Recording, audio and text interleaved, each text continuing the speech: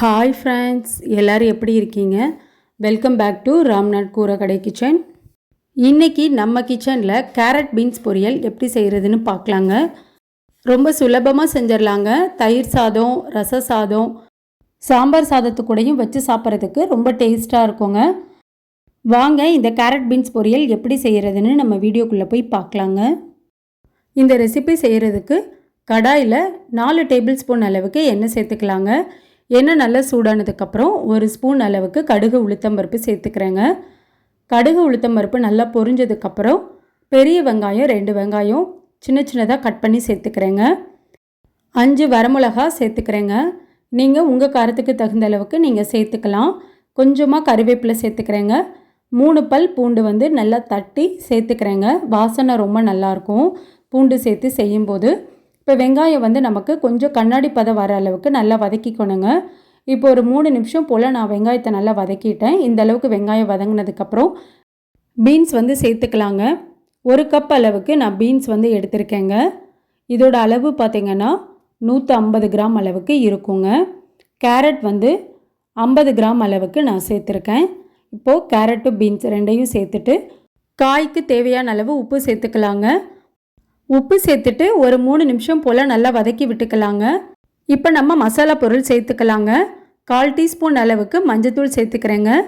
1 spoon அளவுக்கு சாம்பார் தூள், 1/2 spoon அளவுக்கு மிளகாத்தூளுங்க. மிளகாத்தூள் உங்கள் காரத்துக்கு தகுந்த அளவுக்கு கம்மியாகவோ அதிகமாகவோ சேர்த்துக்கலாம்.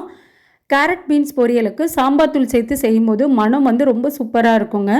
இந்த மாதிரி ஒரு தடவை ட்ரை பண்ணி பாருங்கள். இப்போ நம்ம சேர்த்துருக்க மசாலா எல்லாமே ஒரு தடவை நல்லா கலந்து விட்டுக்கலாங்க. ஒரு 2 நிமிஷம் போல் நல்லா கேரட் பீன்ஸோட மசாலா எல்லாம் நல்லா மிக்ஸ் ஆகிடுச்சு. இனி காய் வேகிறதுக்கு ஒரு 1/4 டம்ளர் அளவுக்கு நான் தண்ணி சேர்த்துக்கிறேங்க. தண்ணி சேர்த்துட்டு அடுப்பை மீடியம் ஃப்ளேமில் வச்சுக்கோங்க. ஒரு தடவை நல்லா மிக்ஸ் பண்ணி விட்டுக்கலாம். இப்போ நான் மூடி போட்டு மூடி வச்சிட்றேங்க. ஒரு 4லேருந்து 5 நிமிஷம் காய் நல்லா வேகட்டும். அதுக்கப்புறம் நம்ம பார்க்கலாம். இப்போது காய் நமக்கு 5 நிமிஷம் கிட்ட ஆயிடுச்சுங்க. காய் நல்லா வெந்திருக்கும். நம்ம ஓப்பன் பண்ணி பார்க்கலாம்.